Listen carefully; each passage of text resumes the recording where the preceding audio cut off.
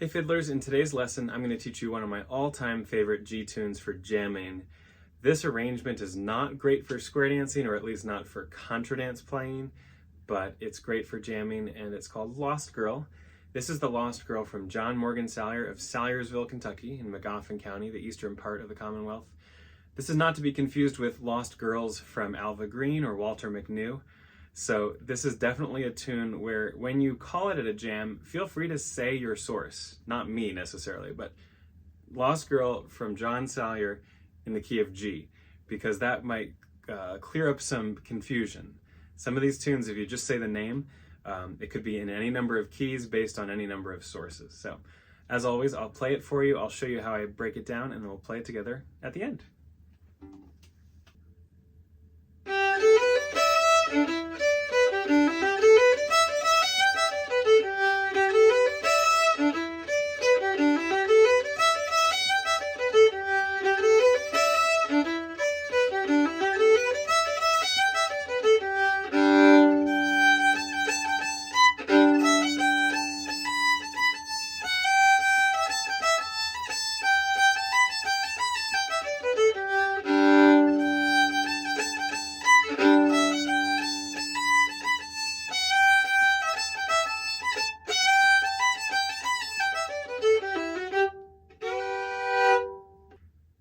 Now, to briefly speak to why this is not a great tune to play for dances, the way I think of this is this tune has a short A part, a 4-measure A part, and then a typical 8-measure B part. But here's where the confusion really lies. It is possible to take a tune with a 4-measure A part and play 4 A parts and 2 B parts, and for that to add up for the contradancing or for certain kinds of other circle and square dancing. I try to avoid that for dancing, and so this channel is about getting better as an old-time fiddler for jams and dances. I wouldn't play this at a dance in most scenarios unless I really trusted myself to keep the number of A parts straight and I knew the band could follow, because here's what I actually like. I prefer to play 3 A parts, 3 of these short A parts, and then 2 B parts, and that works great at a jam if everyone's paying attention. It's harder if that's your habit to play 3 A's and 2 B's, to then switch at a dance and play 4 A's. I would be very worried that I would play 3 some of the time, and that would just mess everyone up, because dances are structured based on a certain number of measures. And so if you had, for example, 12 measures of an A part instead of 16 measures of the repeated A parts, that would mean that the dance would lose sync with the music. So for today, let's just say this is a great tune to play at a jam with your favorite jamming musicians, and I'll teach you the A part, the short A part. We'll play it 3 times, and then I'll teach you the B part. We'll play that twice. You can customize this however you'd like. If you want to just play 2 A parts on your own, or 4, or call it as you go, that's fine. But today we're going to standardize 3 A's, 2 B's. Now this A part is so short that I don't even think of it as containing phrases. I actually picture it as having just 2 sets of calls and responses. And it very much reminds me of, you ever watch 2 really close friends talk to each other and they're kind of always like interrupting or talking over each other, but it works because they're on the same wavelength? That's how I see this A part going.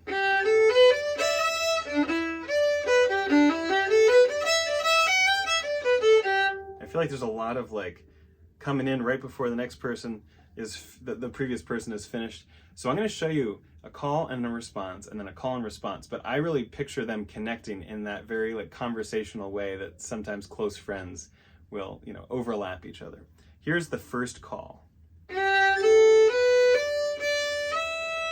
I'm starting on G, 3rd finger on the D string. 1, 2, ready, go. 1, 2, ready, go. One more time for now. 1, 2, ready, go. All right, so the best friend jumps in with this response on an up bow to start. It's a very strange section of music to play on its own, but let's try it. 1, 2, 3, 4. On bow. 1, 2, 3, 4. Once more. 1, 2, 3, go. So the first call and response between these two best friends would be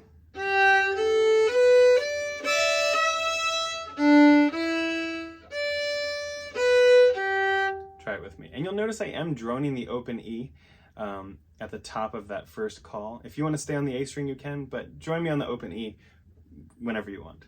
Beginning. 1, 2, ready, go.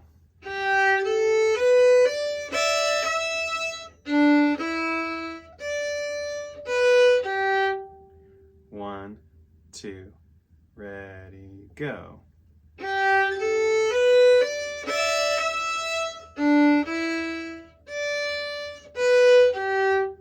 Work on those notes and that bowing, and then when you're ready, here's the next call.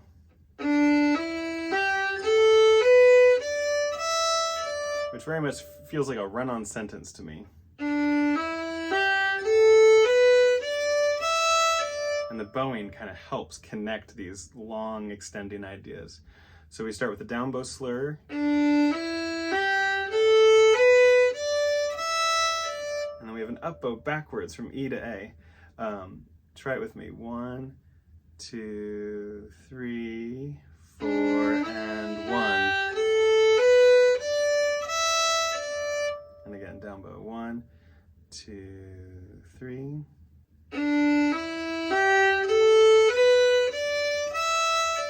One more time, and then I'll show you the response. 1, 2, 3.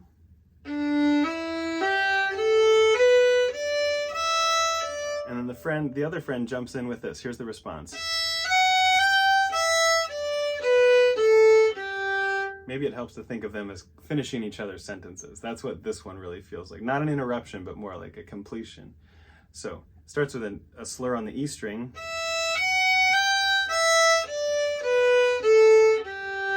I'm going to count in with 3. 1, 2, 3.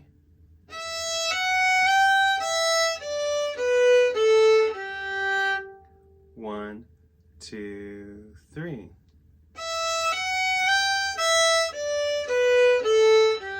One more time for now. 1, 2, 3. All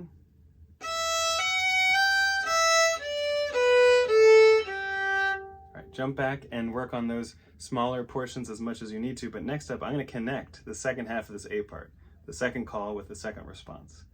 So we start on open D and we climb up. 1, 2, 3.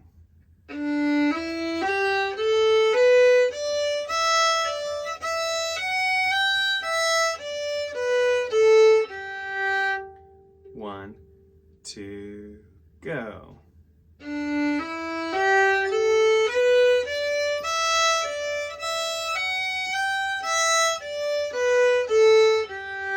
All right, next up we're going to play 3 A parts.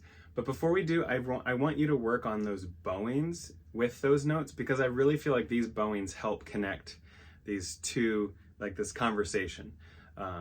As the one friend interrupts or finishes the idea of the other in this analogy, those slurs really help me make it feel musically cohesive, even if it does feel like they're kind of vying for my attention. All right, let's do 3 A parts. Starting on beat 1. So a 4-beat count in, and we're starting on the note G, third finger on the D string. 1, 2, ready, go.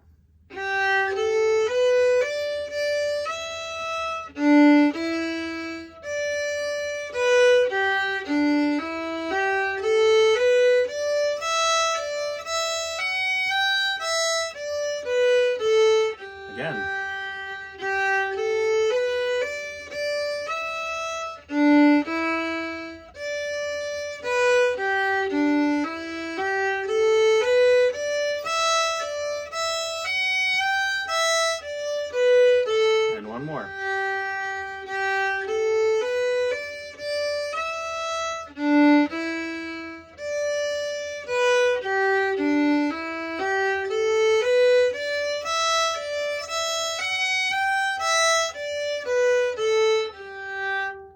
loop that, work on it, get the bowing, and once you feel like that's making some headway, then you'll be ready for the B part. I'm going to break the B part down into 4 phrases, and these are going to be more typical 2-measure phrases, much more like what we had on New 5-Cent Piece or Soldier's Joy or a lot of my favorite square dance tunes. So it's like half a square dance tune, but the A part for me is just a little too interesting and different to really play this for a dance. So anyway, B part, phrase 1 sounds like this.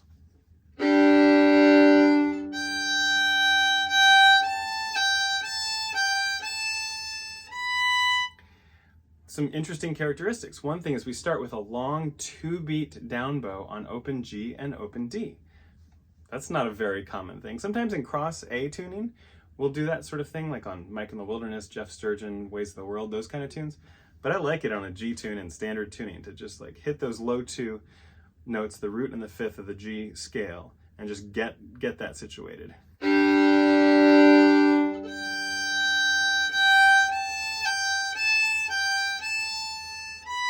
Otherwise, we're just up on the E string playing the first 3 notes of our G scale, G, A, and B.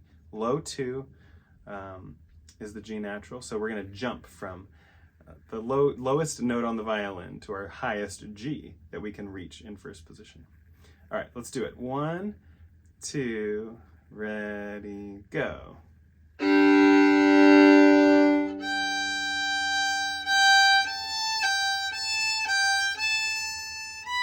2 more times. 1, 2, ready, go.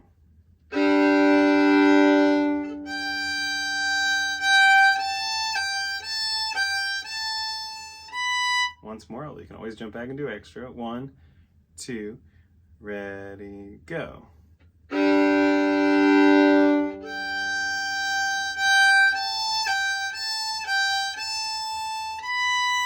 Next up, I'll show you the second phrase.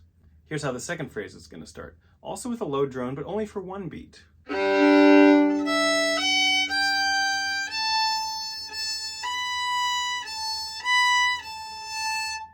So the G and the D again, and then everything is on the E string after that. 1, 2, 3, 4.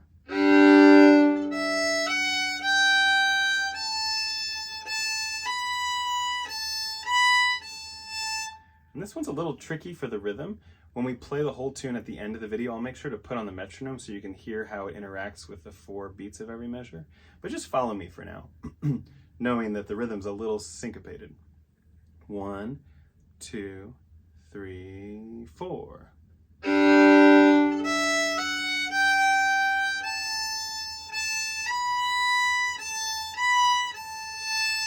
One, 2, 3, 4.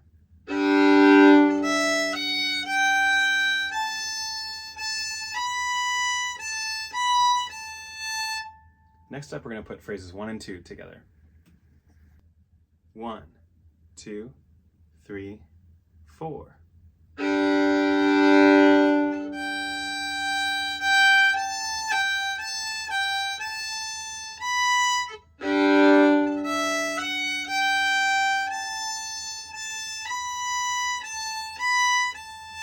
One more of those. 1, 2, 3, 4.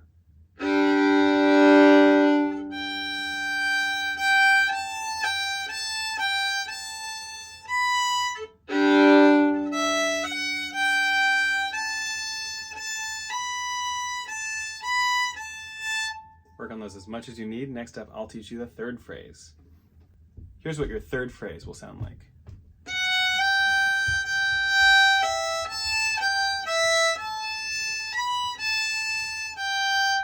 All E string, but a little tricky as well, just a little more sophisticated than you might be used to on a G tune.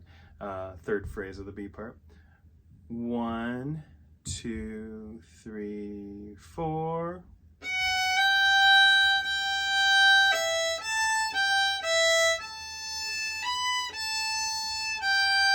One, 2, 3, 4.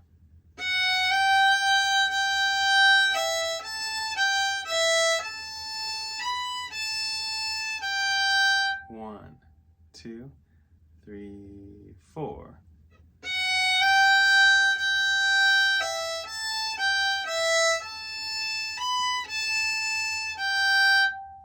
much as you need to. Next up, I'll show you the fourth and final phrase.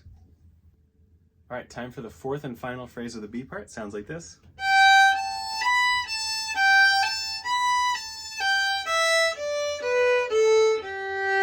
Your ear might be telling you that we have the same four notes twice. G, A, B, A, and then again, G, A, B, A, and then we have the descent. But the thing that makes this interesting and very old-time fiddly is that the bowing changes even though the notes stay the same. So watch the bowing. I go down, up, down, and then up, up.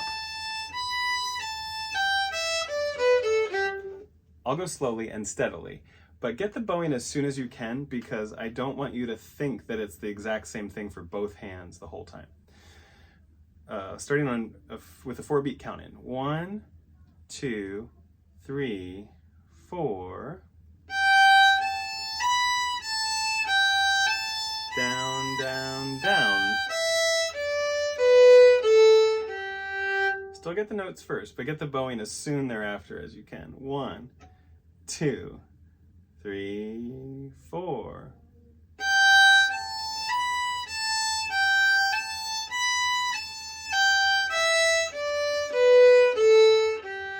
One more for now. 1, 2, 3, 4.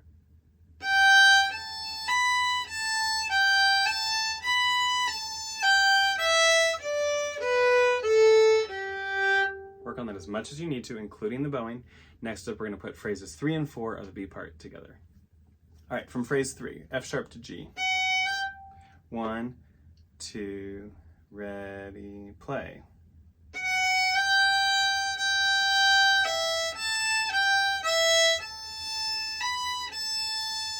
Here we go.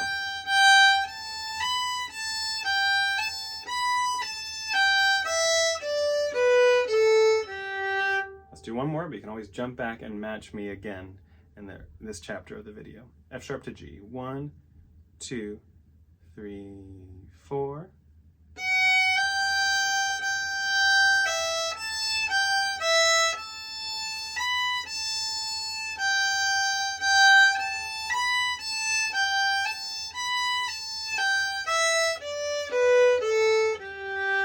Work that as much as you need. Next, we're going to play the whole B part twice. All right, I'm going to go ahead and turn the metronome on for these 2 B parts because the syncopation is real and I don't want you to imagine it otherwise. I'm at 55 beats per minute to the quarter note. Here we go, 2 B parts. I'll count you in. 1, 2, ready, go.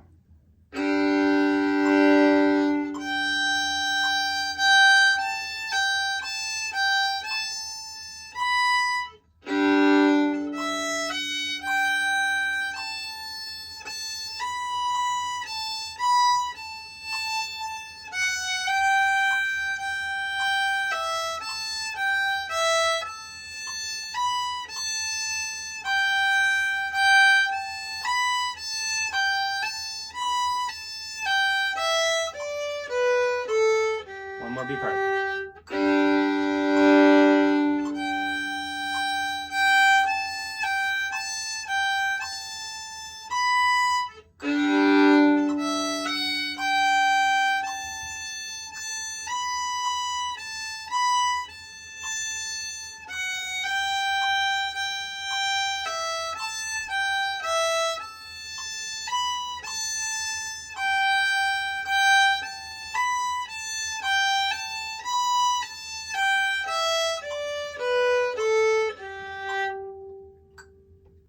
Last up, we're going to play the whole tune. So 3 A's, 2 B's with the click. I'm going to go up to about 65 beats per minute.